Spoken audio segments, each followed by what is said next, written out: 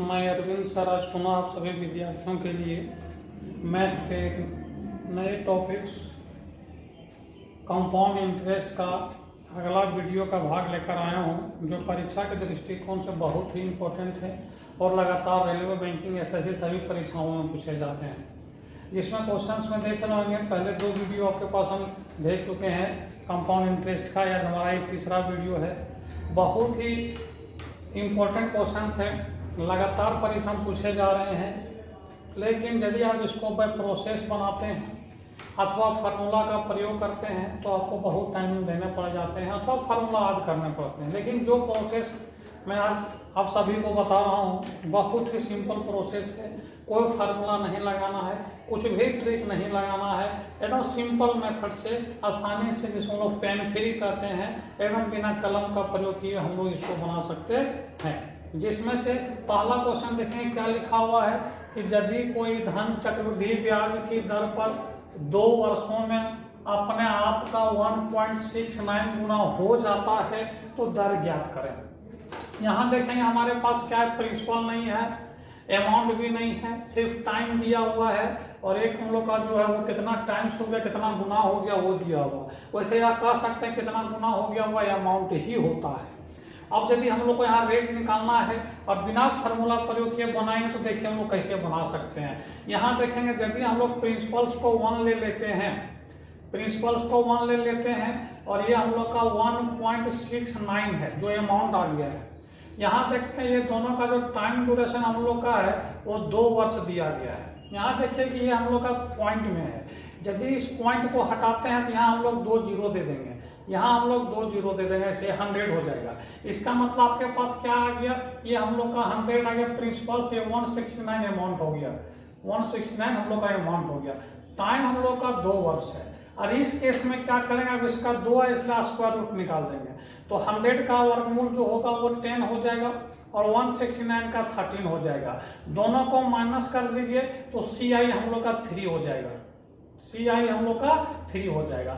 R निकालना है, ऊपर में 3 लिखेंगे, नीचे प्रिंसिपल 10 हो जाएगा और इंटू 100 हो जाएगा। 1 0 कैंसिल हो गया, इसका मतलब हम लोग का आंसर 30% हो जाएगा। अब देख सकते हैं बिना कोई फार्मूला का, बिना कोई ट्रिक का, एकदम सिंपल प्रोसेस से इस टाइप के क्वेश्चन को आप आसानी से बना सकते हैं।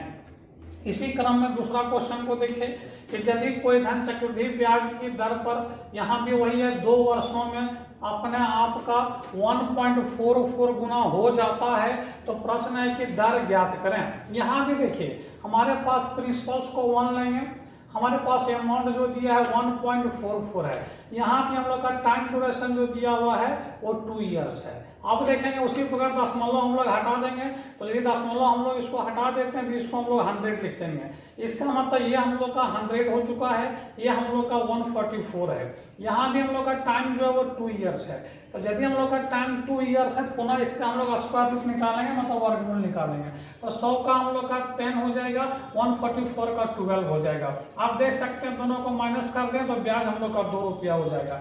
इसीलिए R बराबर निकालेंगे तो 2/10 इंटू 100 हो जाएगा। 1 0 कैंसिल हो गया, 10 दूनी 20% हो जाएगा। अब देख सकते हैं किस प्रकार आप आसानी से क्वेश्चंस में रेट निकाल रहे हैं बिना कोई फार्मूला का, बिना कोई ट्रिक का। चंद सेकेंड आपको नहीं लगे, चुटकियों में प्रश्न को आपको परीक्षा में हल कर सकते हैं और बेझिझक बिना कुछ फंसे हुए इस प्रकार के क्वेश्चन को आप हल कर सकते हैं। क्वेश्चन नंबर 3 को देखिए, यदि कोई धन चक्रवृद्धि ब्याज पर 2 वर्षों में अपने आप का 2.25 गुना हो जा रहा है। सेम क्वेश्चन आपके पास है, यहाँ देखते हैं हम लोग प्रिंसिपल्स को 1 ले रहे हैं, अमाउंट 2.25 है, यहाँ भी टाइम हम लोग का क्या दिया हुआ है, 2 वर्ष दिया हुआ है।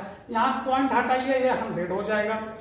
हमारे पास क्या आ गया, 100 प्रिंसिपल्स हो गया, 2 और 225 हम लोग का अमाउंट हो गया। चूंकि टाइम हम लोग का यहाँ 2 वर्ष है तो स्क्वायर रूट निकालिए, 100 का हम लोग का 10 हो जाएगा और 225 का हम लोग का 15 हो जाएगा। CI हम लोग पास 5 आ गया, 5 आ गया तो रेट क्या हो जाएगा, 5/10 इंटू 100। अब देख सकते हैं क्या आया, 50% आ गया। आसानी से क्वेश्चन को हल कर लिए, कहीं भी कोई दिक्कत आपको नहीं हुआ। अब इसी क्वेश्चन को देखिए 3 वर्ष में क्या कर सकते हैं। क्वेश्चन नंबर 4 को देखिए, बोलता है कि 27 रुपये 3 वर्षों में CI की दर से 64 रुपये हो जाता है।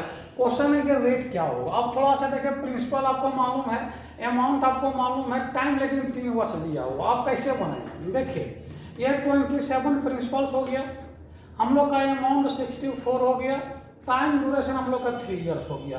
अब थोड़ा सा देखिए, यदि टाइम 3 वर्ष है तो जैसे 2 वर्ष था हम लोग यहाँ स्क्वायर रूट निकालते थे, 3 वर्ष हम लोग क्यूब रूट मतलब घनमूल निकालेंगे, तो 37 का घनमूल हम लोग का 3 हो जाएगा और इसका हम लोग का 4 हो जाएगा। अब देखेंगे दोनों में CI कितना आया तो 1 आ गया, CI 1 है तो रेट देखिए कितना आएगा, ऊपर में 1 लिखेंगे, नीचे 3 लिखेंगे, इंटू 100 लिखेंगे, मतलब 100/3% आ गया, 100/3% आ गया, मतलब 33 सही 1/3%। अब देख सकते हैं किस प्रकार से क्वेश्चन को एकदम सिंपली बिना कोई फार्मूला का हल कर पा रहे हैं। इसी तरह क्वेश्चन नंबर लास्ट देखिए, आज का 5वां नंबर क्वेश्चन है, बोलता है यदि 704 रुपये 2 वर्षों में CI की दर से 133 मतलब 1338 रुपये हो जाता है तो दर क्या होगा। अब थोड़ा सा यहाँ आप देख सकते हैं, इस क्वेश्चन को देखेंगे, हमारे पास प्रिंसिपल जो है 704 है और हमारे पास अमाउंट है वो 331 है, 1331 है, 1331 है, टाइम हम लोग का जो दिया हुआ है वो बोल रहा है 2 वर्ष है। अब देख रहे हैं कि इसका हम लोग जो स्क्वायर रूट निकालते हैं वो आसानी से नहीं निकाल पा रहे हैं, तो क्या करेंगे, दोनों को हम लोग डिवाइड कर देंगे। किससे कट रहा है, 11 से कट रहा है। ये देखिए हम लोग का 64 टाइम में डिवाइड हो जा रहा है, ये हम लोग का 121 टाइम में डिवाइड हो जा रहा है। इसका मतलब हमारे पास 64 आया, टाइम 2 वर्ष था, मतलब अब इसका हम लोग क्या करेंगे, स्क्वायर रूट निकाल सकते हैं। मतलब ये हम लोग का 8 आ गया, ये हम लोग का 11 आ गया, दोनों का बीच का डिफरेंस कितना हो गया, 3 रुपया हो गया। इसीलिए आज हम लोग यदि यहाँ से निकालते हैं तो क्या हो जाएगा, 3/8 इंटू 100। अब देख सकते हैं यहाँ क्या हम लोग का बचेगा, 4 से डिवाइड कर सकते हैं 2 टाइम्स में और 25 टाइम्स में, कितना बच गया, 75/2 बच गया, मतलब 37 होल्स 1/2%। ये देखेंगे तो ये देखते हैं कि इस प्रकार के क्वेश्चन जो आपके पास है, जो लगातार परीक्षाओं में पूछे जा रहे हैं, बिना कोई हिचकिचाहट का, बिना कुछ प्रयोग किए हुए, बिना फार्मूला का, बहुत ही सिंपल प्रोसेस से ये सभी प्रश्नों को हल कर सकते हैं। और आने वाली जो भी परीक्षाएं हैं वो रेलवे का हो, बैंकिंग का हो, SSC का हो, SSC GD का हो अथवा कोई भी झारखंड SSC का हो, तो इस प्रकार के क्वेश्चन लगातार पूछे जाते हैं, अब आसानी से इसको हल कर सकते हैं। और आज इस वीडियो में हम लोग यहीं तक रहेंगे। आप यदि हमारे संस्थान के ऑनलाइन अथवा ऑफलाइन कोई भी कक्षाएं ज्वाइन करना चाहते हैं तो वो आप ज्वाइन कर सकते हैं और बेहतर तरीके से प्रश्नों को हल करने को सीख सकते हैं। आज हम लोग इस वीडियो में यहीं तक रहेंगे। जय हिंद।